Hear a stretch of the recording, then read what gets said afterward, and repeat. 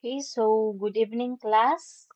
So last meeting, we discussed introduction to statics of rigid bodies that includes the fundamental concepts and the important definitions as well as our different types of force systems and how to get the resultant of force systems using parallelogram law.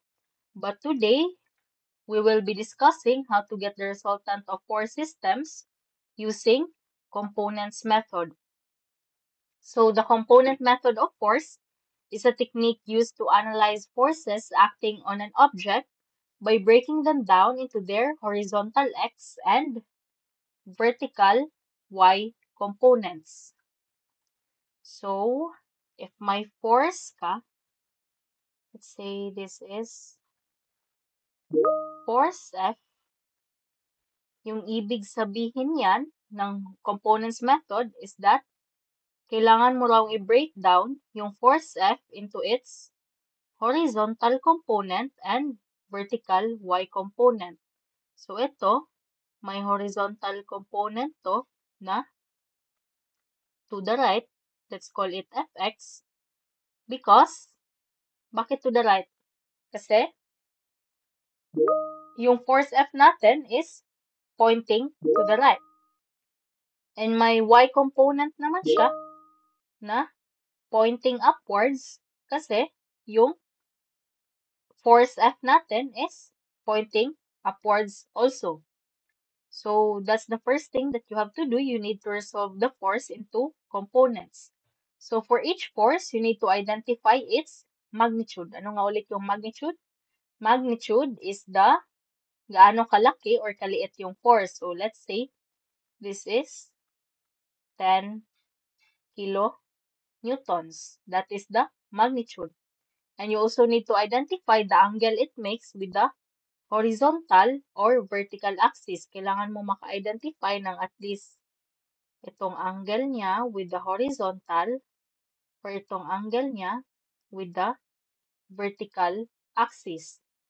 Pagkatapos niyan, use trigonometry to find the horizontal x and vertical y components of each force. So, ipapakita natin yan later sa ating mga examples.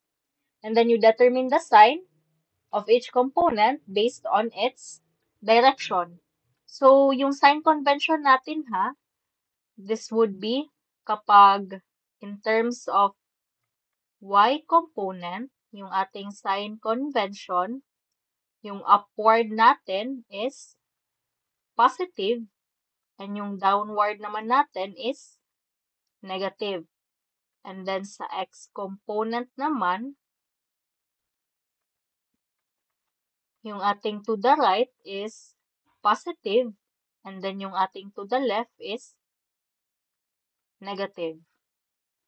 And to get the resultant, you need to sum the components. You add all the x components and the y components.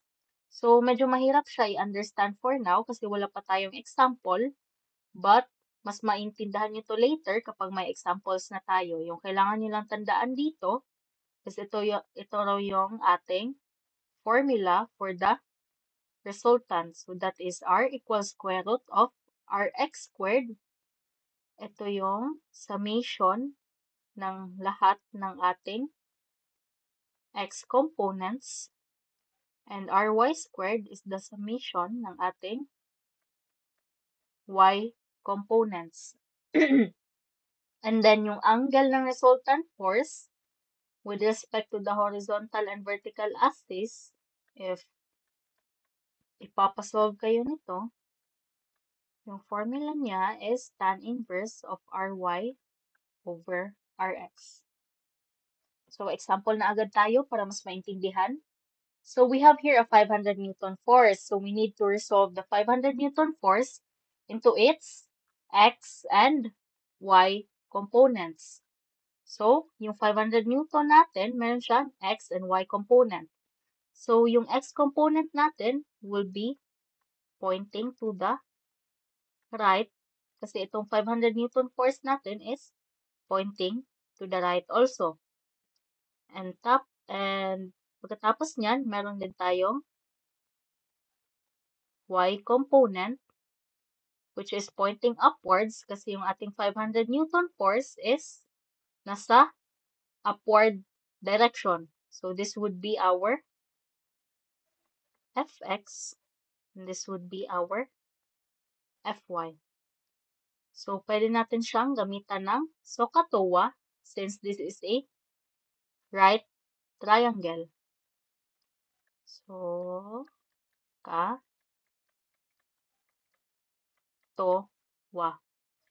So, i-draw lang natin siya na parang triangle. This is our 500 newtons. Ito yung y component, x component, and this is the 30 degrees. Ano yung fx natin? Is this the adjacent or the opposite? Yung fx natin is the adjacent kasi adjacent siya ng angle na to. And yung fy naman natin is the opposite kasi itong side na to is opposite ng angle na to. Kuha ba? I hope you got that. And kapag magsosolve tayo ng fx, anong meron tayo? Meron tayong hypotenuse. Hypotenuse to right. Tapos, may adjacent ka. Yung fx mo na hinahanap.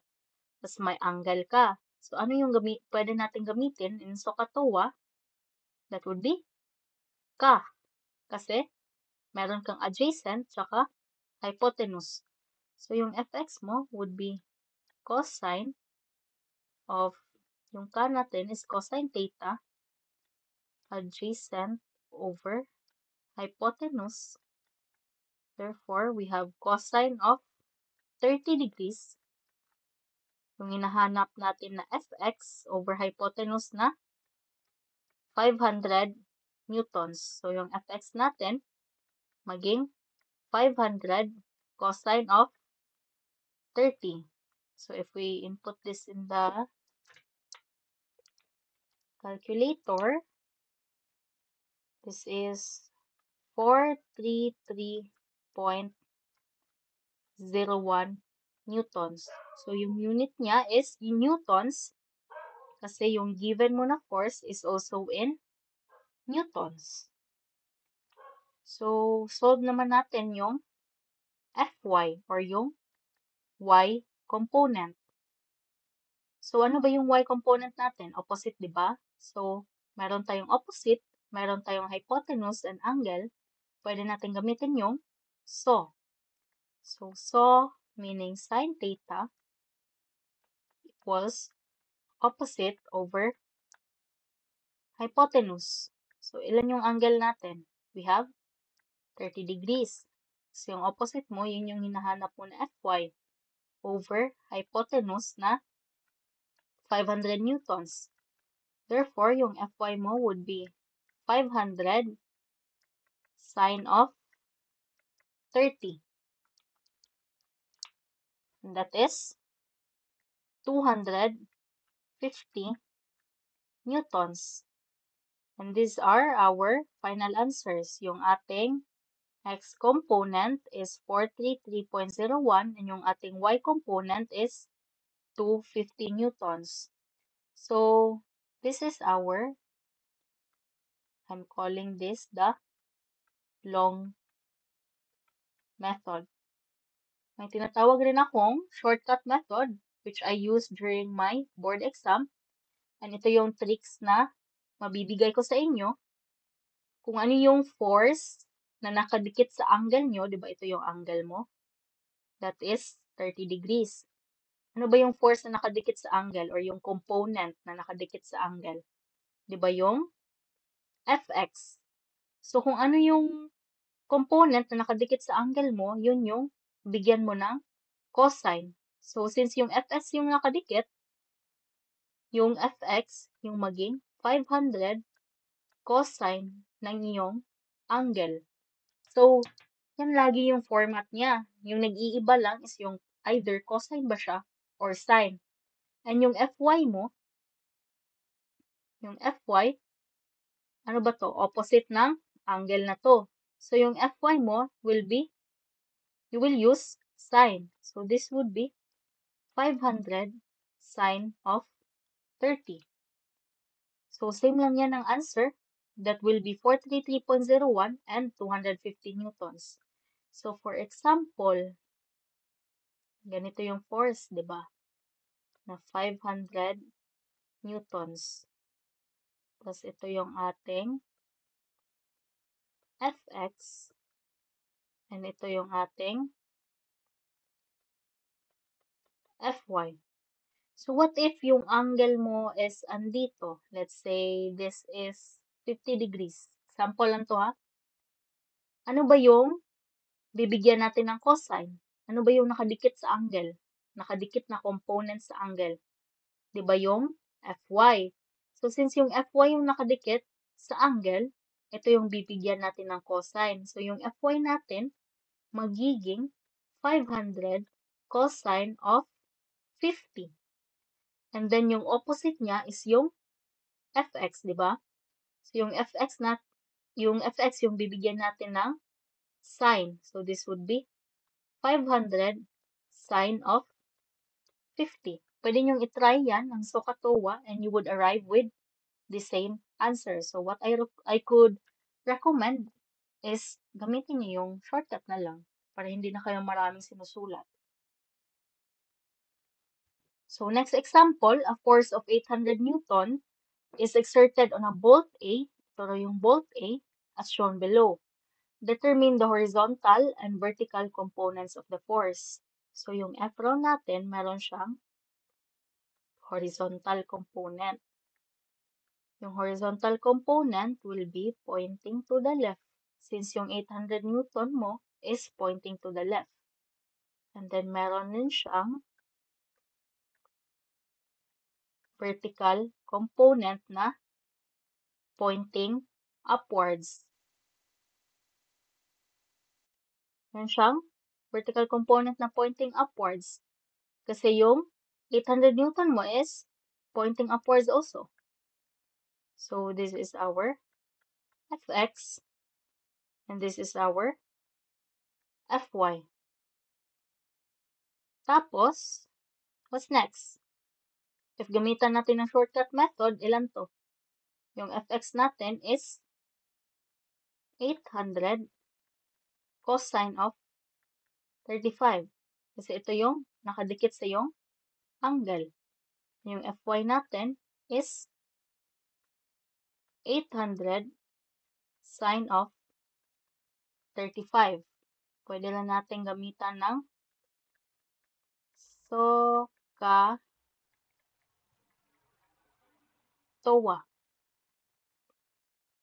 So, if gamitan natin siya ng SOHCAHTOA, ito yung ating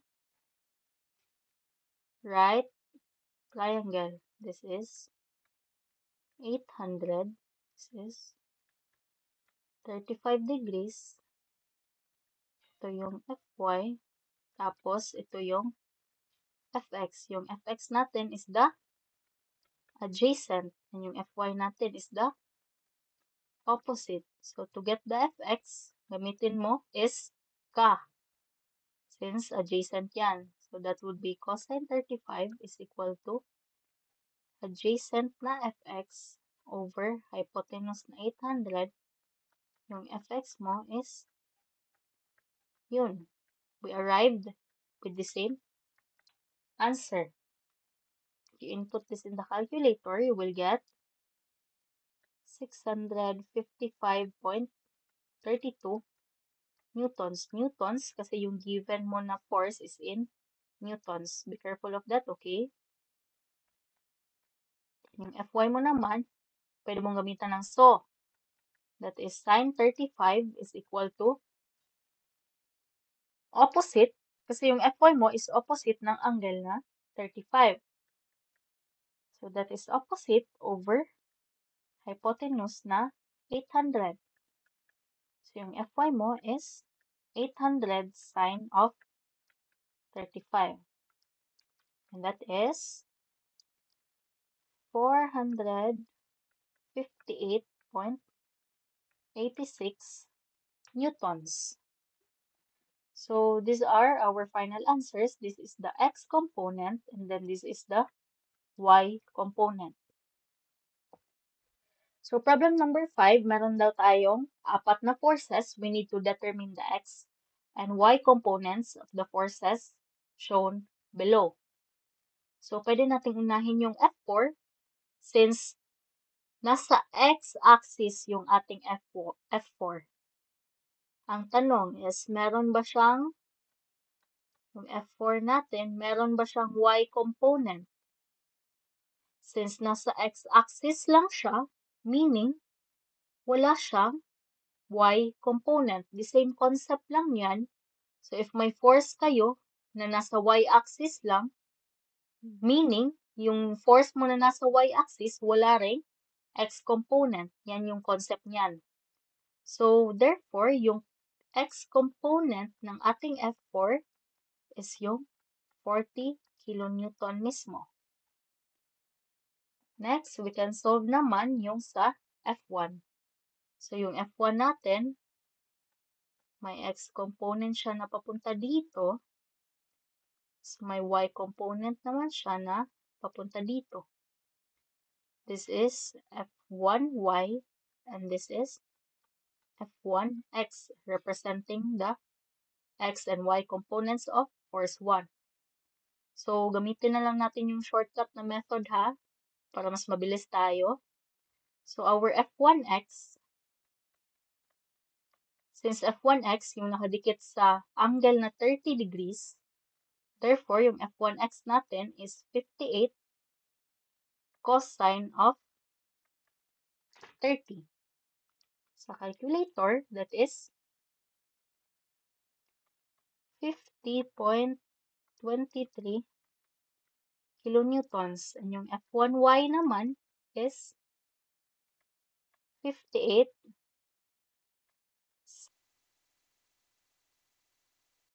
30. Wait lang, lobat na yung speaker ko. Switch muna tayo ng source.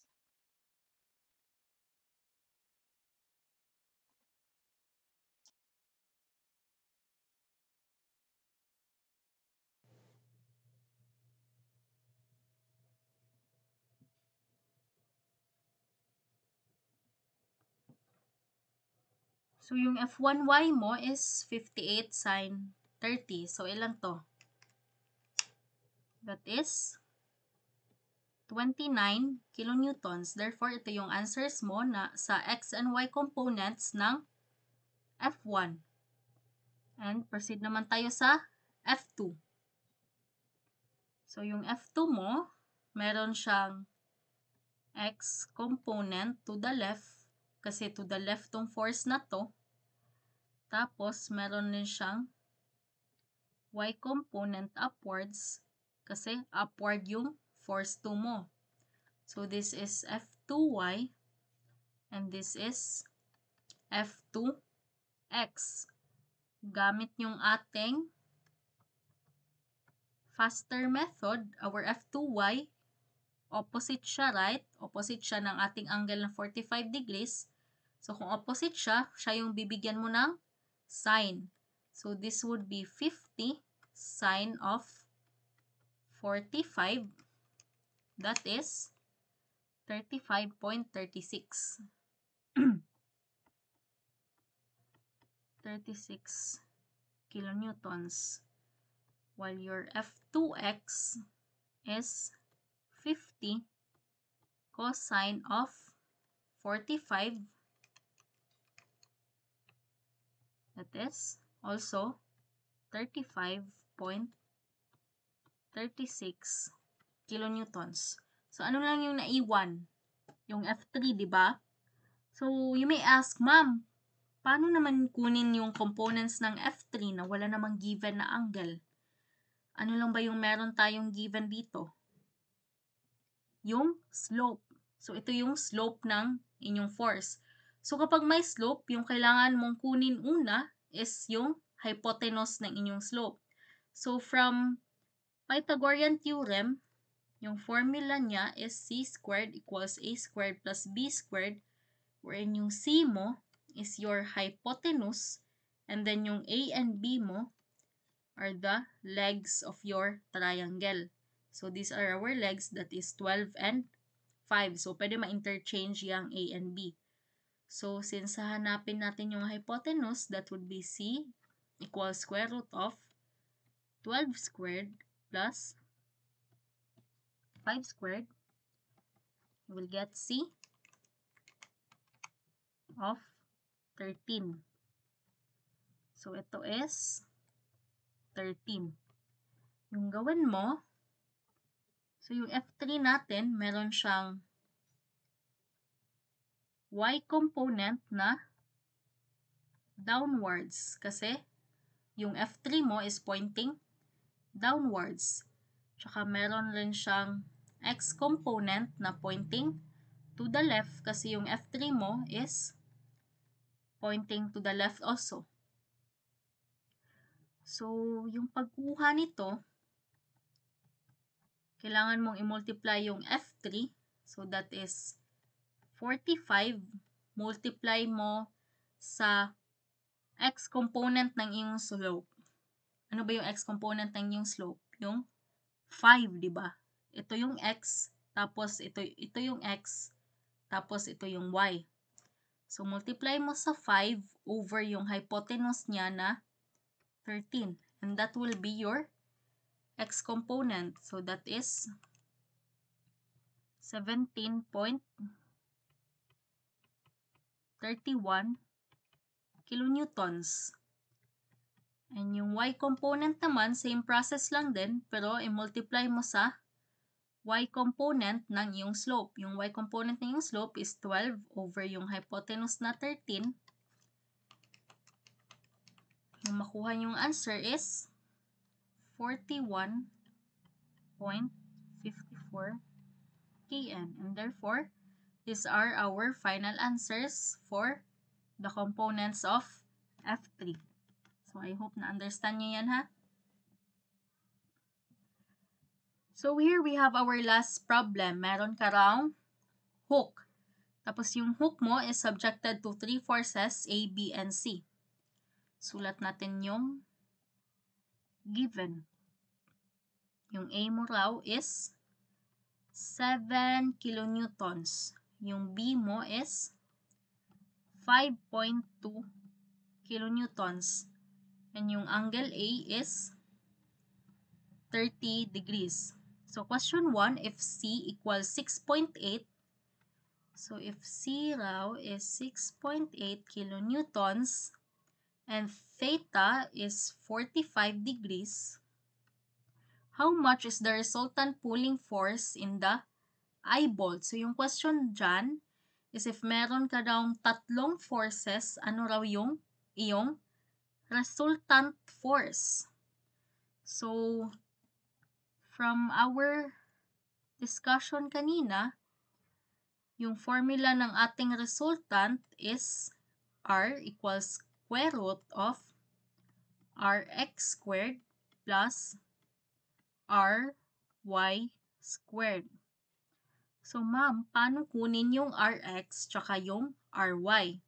So, yung Rx natin, yan yung summation ng lahat ng x components ng ating force. Tapos, yung Ry naman, yan yung summation ng lahat ng y components ng ating force. So, ano yung dapat una nating gawin? Una nating gawin is to find the components of our force. So, ito siya, meron siyang yung force A, meron siyang x component towards the left, tas meron siyang y component upwards. Yung force B, meron siyang x component towards the right, this is FBY, and then meron siyang, FBX pala to, FBX.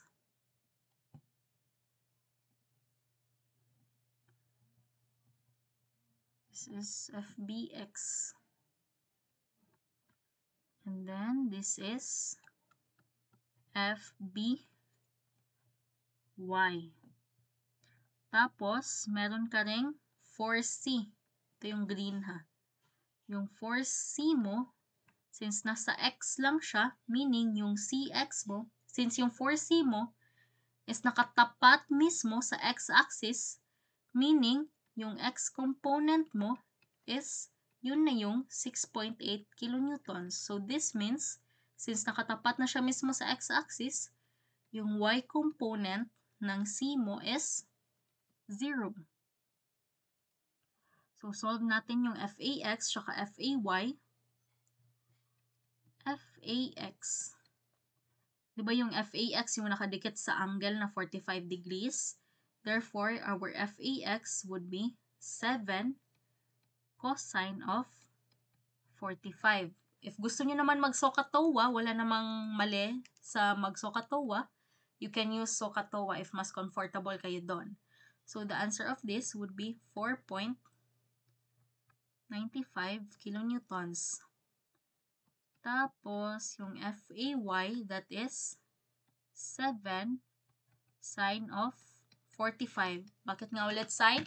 Sine kasi opposite siya ng iyong angle. Ito yung angle mo, right? Tapos yung FAY mo is opposite ng iyong angle. So, if you input that in your calculator, yung answer niya would also be 4.95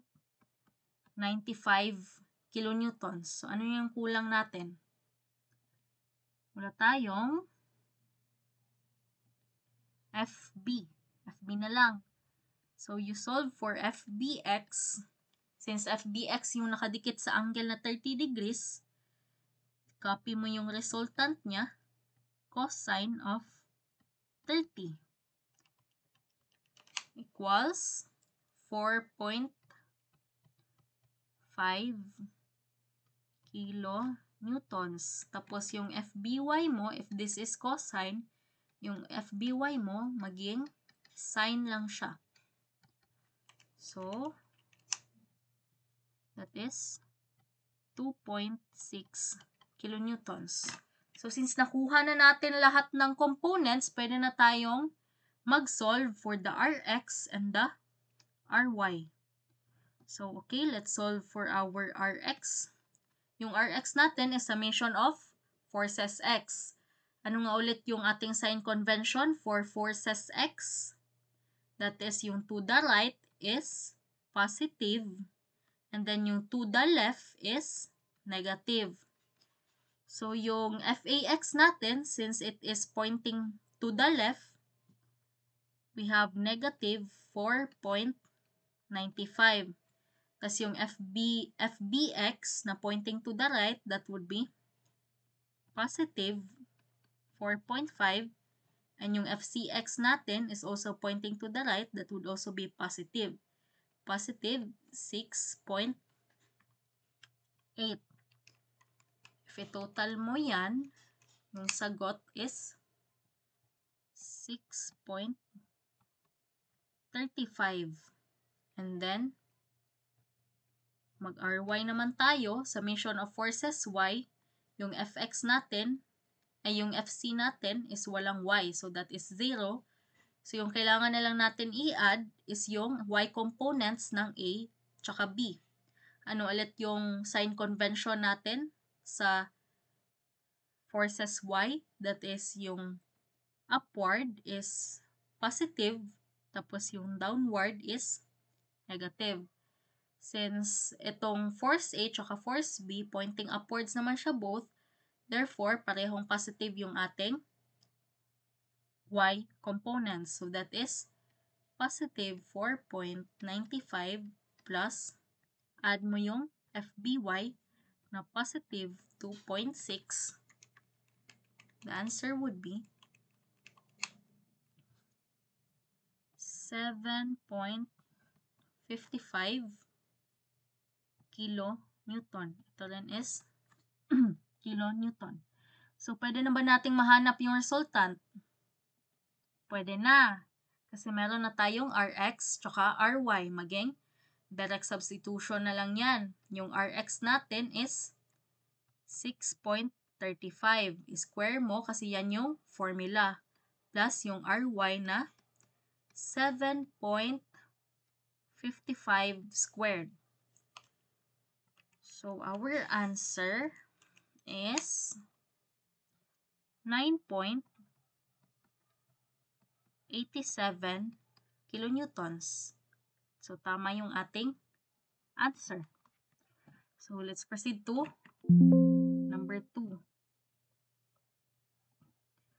Duplicate ko lang to para may space tayo mag-solve sa number 2. Okay. So, yung number 1 natin, yung hinahanap natin sa number 1 is the resultant, tapos yung given is yung angle. Yung number 2 naman is kabaliktaran. Yung hahanapin mo is yung angle, and yung given is the resultant. So, ito yung missing. Ito yung solve natin. Tapos, sulat lang natin ulit yung given. Yung given natin, meron tayong A equals 7 kilonewtons, B na 5.2 kilonewtons, tsaka A na 30 degrees. Tapos, yung resultant mo raw, yung resultant ng tatlong forces na to is 6.5 kN along the y-axis. Anong meaning yan?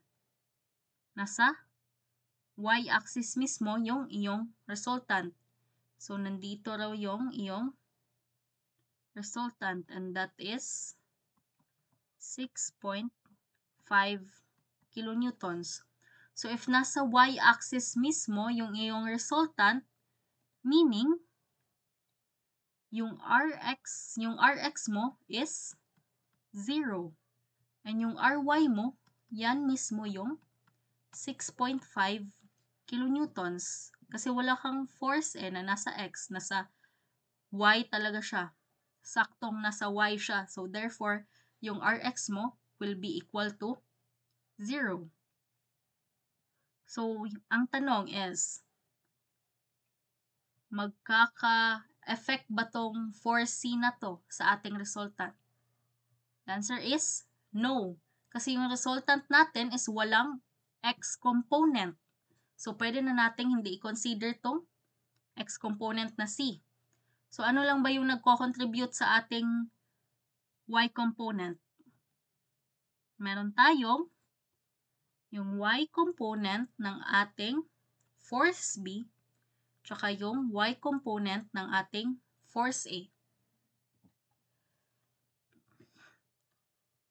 So, ano ulit yung Ry? Diba yung pag-solve natin sa Ry, it will be summation of your y components. So, yung y component ng ating force A would be, ano yung force na to, diba? Opposite ng angle na to. So, therefore, that would be 7 sine of theta. Theta lang muna kasi yan yung kailangan nating isolve. Wala tayong given na value na theta. And then, your y component ng force B, sine ulit yung gamitin mo kasi yung side na to is opposite sa iyong angle. So, that is 5.2 sine of 30. So, pwede mo nang i-add.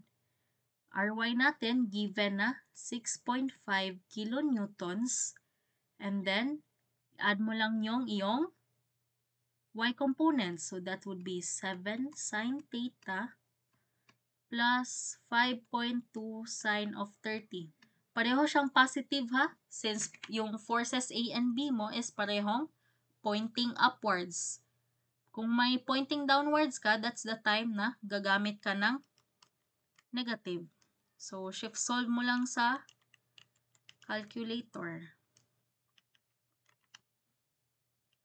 So, pag i-shift solve mo sa calculator, dapat yung makuha yung answer is 33.86 degrees. And this is our final answer.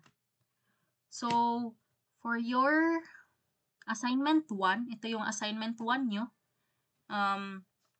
I-solve nyo yan, tapos i-submit nyo yung answers nyo under Seatwork 1 na nasa Blackboard.